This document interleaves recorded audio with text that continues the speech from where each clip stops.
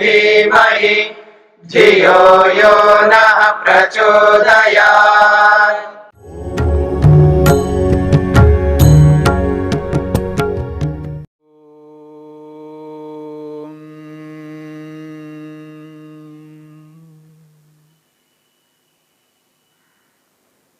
जप की विधि को लेकर के हम विचार कर रहे हैं। ततः प्रत्यक चेतनाधिगमो अपि अंतराय अभावश्च। जप का परिणाम बताया गया है, अंतरात्मा का दर्शन होता है, यानी आत्मा परमात्मा का दर्शन होता है। फिर कहा है अंतरायों का अभाव हो जाता है। अंतराय कहते हैं विघ्न, बाधाएं। अलग अलग प्रकार की बाधाएं व्यक्ति के जीवन में आती हैं, अलग अलग प्रकार की समस्याएं आती हैं। उन बाधाओं को, उन समस्याओं को दूर किया जाता है। वो समस्याएं, बाधाएं अपने आप हट जाती हैं। क्यों? वहां पर आत्मा परमात्मा का दर्शन हो जाता है। अब इस दर्शन से पहले जो हम जप करते हैं, जिस जप का परिणाम आत्मदर्शन है, जिस जप का परिणाम परमात्मा का दर्शन है, उस जप की विधि को समझना है। आपके सामने एक छोटा सा उदाहरण दिया गया। एक छोटा सा बालक है जो विद्या अभ्यास करता है, प्रथम कक्षा में है, पहली कक्षा में है, और उसको पढ़ाने वाला एक अध्यापक, एक ट्यूटर उसके घर पे आया हुआ है और पुस्तक लेकर के वो पढ़ाता है। एक लेसन, एक अभ्यास उसको पढ़ाता है, क्योंकि आजकल का जो व्यवहार चल रहा है, सभी लोग अंग्रेजी के माध्यम से पढ़ने का यत्न कर रहे हैं। अपनी मातृभाषा में ना पढ़ करके अंग्रेजी में पढ़ने का यत्न कर रहे हैं। इस कारण से उस बच्चे को वो जो पुस्तक में से एक अभ्यास पढ़ाया जा रहा है, वो अंग्रेजी के शब्द हैं। एक शब्द का उच्चारण करता है अध्यापक, और उसका किस प्रकार से उच्चारण करना है वो उच्चारण कराता है, और उस उच्चारण के बाद में उस शब्द का अर्थ यानी मीनिंग बताता है। शब्द बोलता है, उसका अर्थ बताता है, शब्द बोलता है, उसका अर्थ बताता है। इस प्रकार पूरा अभ्यास, पूरा लेसन कंप्लीट करता है, पूरा कर देता है। अब उसके बाद में उस बच्चे को अध्यापक कहता है, अब इसकी तैयारी करो, इस अभ्यास की तैयारी करो। तो वो बच्चा जो है बैठ करके उस अभ्यास की तैयारी कर रहा है। अब वो जो तैयारी करता है, वो तीन बातों को ध्यान में रखते हुए करता है। वहां तीन बातें हैं। एक शब्द का उच्चारण, जो अध्यापक ने जिस शब्द का उच्चारण कराया है उस शब्द का उसी रूप में उच्चारण करना, वो शब्द का उच्चारण करता है, और उसके साथ में उसका जो अर्थ है, उसका जो मीनिंग है, उसको भी समझता है। ये दूसरा काम। पहला काम शब्द का उच्चारण करना, दूसरा काम है उस शब्द का अर्थ को समझना, और तीसरा काम भी करता है जो अति महत्वपूर्ण है।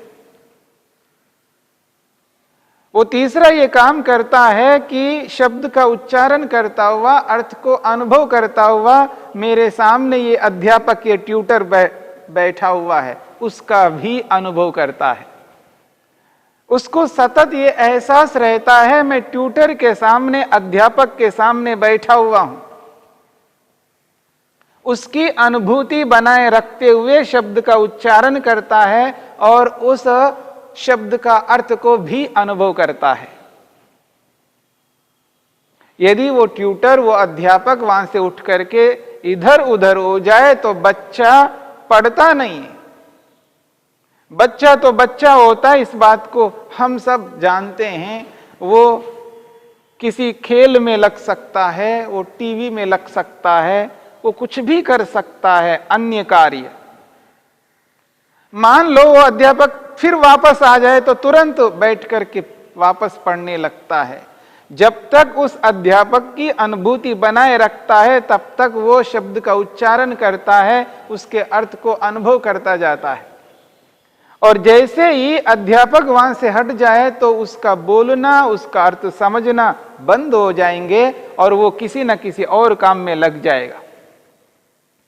लेकिन तीनों कामों को उसको करना होता है, तभी वो उस पाठ को ढंग से कर पाएगा, उस पाठ का अभ्यास उचित रूप में कर पाएगा। बस ठीक इसी प्रकार से जप करने वाले व्यक्ति को तीन काम करने होते हैं। जिस ईश्वर के शब्द का हम उच्चारण करना चाहते हैं, तस्य वाचकः प्रणवः, उस परमपिता परमेश्वर का जो नाम है वो प्रणव है, ओम है। उस ओम का उच्चारण करना,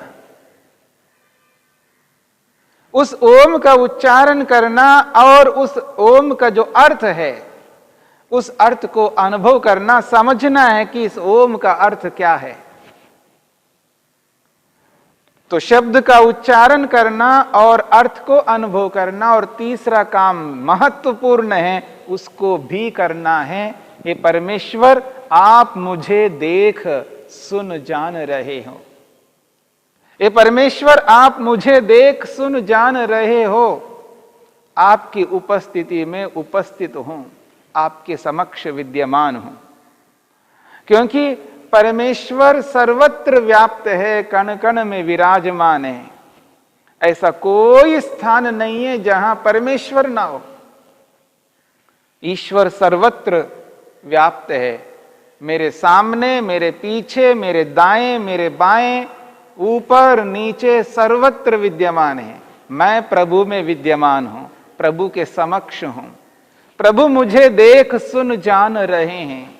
ये जो अनुभव है ये विशेष है।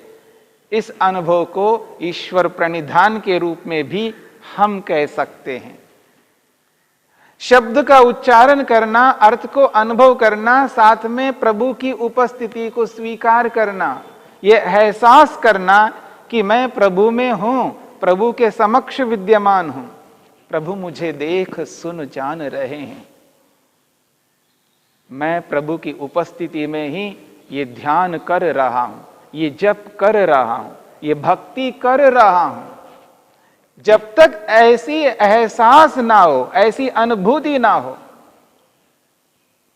ये अनुभव जब तक नहीं होगा तब तक हमारा जप जप के रूप में पूरा नहीं माना जाएगा। अधूरा जप नहीं करना, केवल शब्द का उच्चारण नहीं करना, और शब्द का शब्द अर्थ के रूप में भी अगर हम करते जाएं तो भी कोई विशेष उपलब्धि होने वाली नहीं है। इसलिए प्रभु की उपस्थिति को स्वीकार करना, अपने आप को प्रभु के समक्ष एहसास करना है, तब जाकर के जप को पूरा माना जाएगा, जप पूर्ण माना जाएगा। हां, मैं जप को पूरा कर रहा हूं, पूर्ण रूप से कर रहा हूं, अधूरा नहीं कर रहा हूं। केवल शब्द का उच्चारण ही नहीं करना, केवल ओम ओम ओम करता नहीं रहना। ओम ओम तो करना तो कोई भी कर सकता है, लेकिन उस ओम शब्द के साथ अर्थ को समझना महत्वपूर्ण है।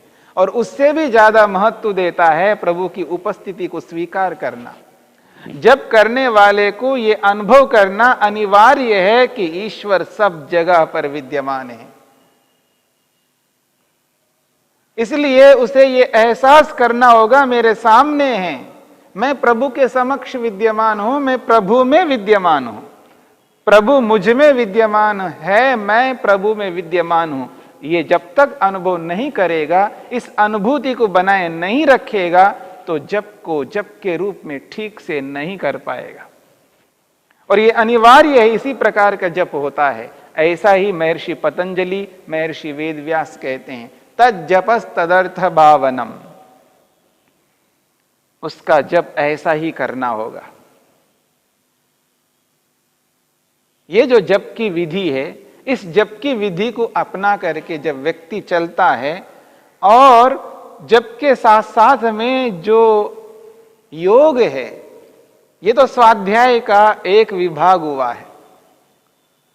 ये जप स्वाध्याय का एक विभाग है, साथ में योग को भी लेकर के चलना है।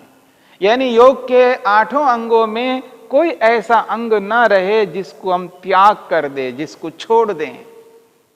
अपने जीवन में उस योग को धारण करते हुए चलना है। प्रातःकाल उठने से लेकर के रात्रि में सोने तक योगमय जीवन बनाना है। योग से अपने आप को ओतप्रोत करना है।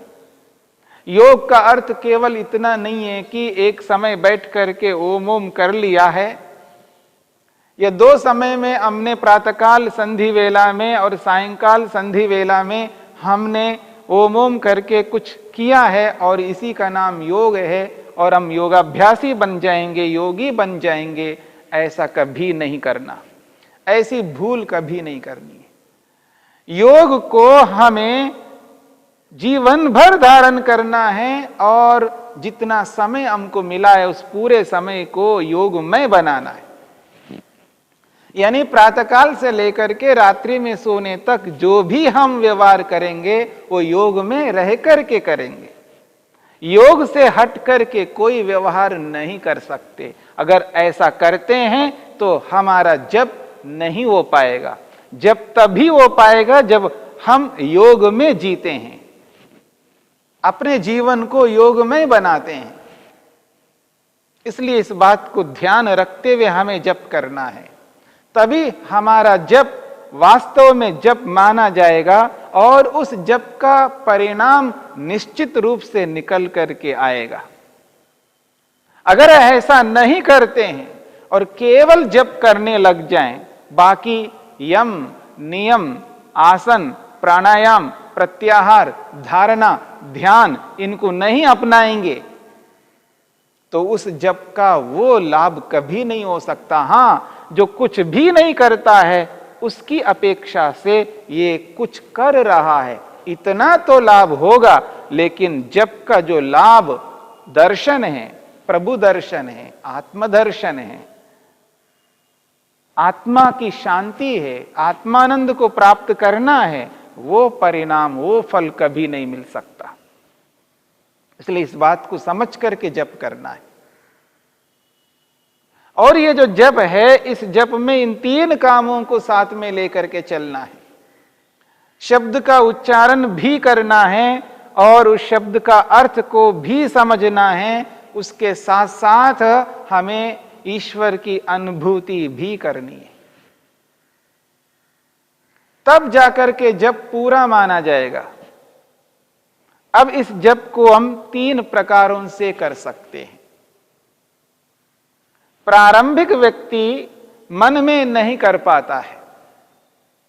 जो प्रारंभ जिसने किया है, जिसको जप करना आया नहीं है, अभी प्रारंभ किया है, नया व्यक्ति है, नया योगाभ्यासी है, अभी अभी इसने योग को अपनाया है, इस योग का अभ्यास इसने नहीं किया है, इसको प्रैक्टिस नहीं है, अभी ये कुशल नहीं बन पाया। ऐसे प्रारंभिक व्यक्ति को जप को अलग प्रकार से करना होता है।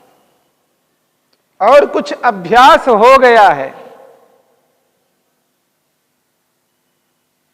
बहुत कुछ अभ्यास हो गया है, अभी कुछ बाकी है, ऐसे व्यक्ति को अलग प्रकार से जप करना होता है। और जिसको पूरा अभ्यास हो गया है, वो जब चाहे तब बैठ करके अपनी स्थिति को बना करके वो आसानी से जप कर सकता है। उस व्यक्ति के लिए अलग प्रकार से जप करना होता है।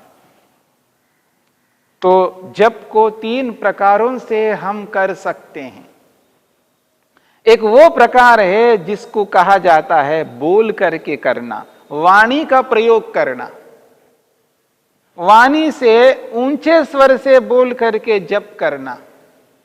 प्रारंभिक व्यक्ति अगर मन से आंख तो बंद करना है, और केवल मन से करेगा तो उसका मन वैसा नहीं लग पाता है। इसलिए उसको ऊंचे स्वर से, वाणी से बोलना पड़ता है। तो ऊंचे स्वर से उच्चारण करके जब बोलता है तो उस उच्चारण के साथ उसका मन लग जाता है, उस उच्चारण में लग जाता है, उसके साथ साथ ईश्वर में लग जाता है। तब उसको और विचारों से प्रभावित होगा नहीं, और विचारों से प्रभावित हुए बिना इसके साथ जुड़ करके उस उच्चारण के साथ अपने आप को एकाग्र करता हुआ ईश्वर को समझने का प्रयत्न करेगा।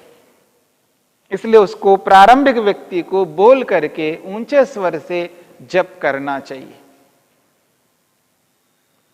और जिसका करते करते बहुत कुछ अभ्यास हो गया है, अब वो ऊंचे स्वर से ना करके उपांशु के रूप में कर सकता है। और उपांशु का मतलब है होठ तो हिल रहे हैं, बोल तो रहा है, लेकिन दूसरे व्यक्ति को सुनाई नहीं देना चाहिए। इसको उपांशु कहते हैं। ये उससे थोड़ा सा ऊंचा स्तर है इसका। उसको बोल बोल करके, ऊंचे स्वर से बोल बोल करके इतना अभ्यास हो चुका है कि अब वो धीमी गति से, और इतनी धीमी गति से खुद को तो सुनाई दे रहा है पर दूसरे को सुनाई नहीं दे रहा है। दूसरों को केवल ये दिखाई दे सकता है कि इसके ओठ हिल रहे हैं, ओठ हिल रहे हैं, बोल रहा है, स्वयं को समझ में आ रहा है, लेकिन दूसरे को, बगल में बैठे हुए व्यक्ति को सुनाई भी नहीं दे रहा है। ऐसे जप को उपांशु जप कहते हैं। यह दूसरा प्रकार है। जप का तीसरा प्रकार है जो मन से किया जाता है, केवल मन में करना। अब ना बोलना है ऊंचे स्वर से, ना उपांशु करना है, बाहर की ओर से कोई शब्द नहीं करना है, यानी वाणी का नहीं प्रयोग करना है, बाह्य इंद्रिय का प्रयोग नहीं करना है, बस केवल मन से करना है, अंदर से करना है। इसका ऊंचा स्तर है। यह सबसे ऊंचा स्तर है जो मन से करना है। केवल यहां स्तरों में भेद है। प्रारंभिक व्यक्ति वाणी से ऊंचा स्वर से बोलेगा, जिसको करते करते बहुत कुछ अभ्यास हो गया है, वह व्यक्ति उपांशु यानी बहुत धीमी गति से बोलेगा। और जिसका बहुत कुछ अभ्यास हो गया है, अब उसको उपांशु करने की अपेक्षा नहीं है, वह व्यक्ति केवल मन से जप करेगा। तो इस प्रकार से जप को 3 प्रकारों से हम कर सकते हैं, संपन्न कर सकते हैं। द्यो शान्तिरन्तरिक्षं शान्तिः पृथिवी शान्तिरापः शान्तिरोषधयः शान्तिः वनस्पतयः शान्तिर्विश्वे देवाः शान्तिर्ब्रह्म शान्तिः सर्वं शान्ति शान्तिरेव शान्ति क्षमा शान्तिरेधि। ॐ शान्ति शान्ति शान्तिः।